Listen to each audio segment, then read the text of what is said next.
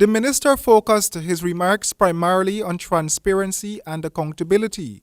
He told the House of bold and imaginative steps adopted in this year's budget presentation, steps which he thinks will move the economy to higher levels of production and productivity. Mr. Speaker, I am glad to be part of a team which is working assiduously to transform this land of ours to heaven here on earth. Hence the relevance of the theme of the 2016 budget, stimulating growth, restoring confidence, a good life beckons. Earlier in the week, People's Progressive Party Member of Parliament Nigel Darmlal had viewed things differently.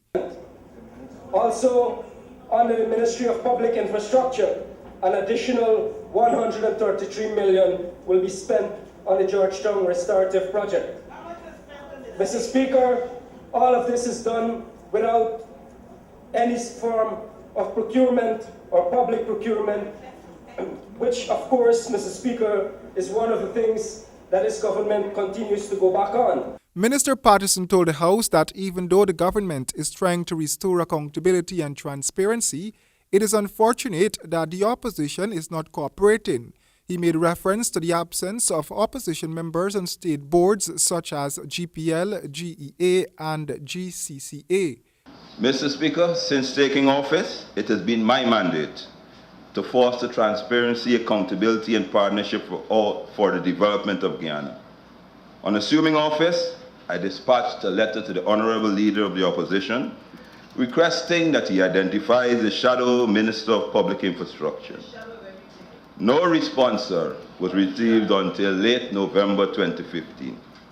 But on the subject of corruption, Darmlal was relentless. Another issue that occurs very significantly in the Ministry of Public Infrastructure, in the Public Works Department, there are 5 additional contracted employees in 2016, and the difference in wages and salaries for contracted employees has increased by 25.3 million Guyana dollars over the last period.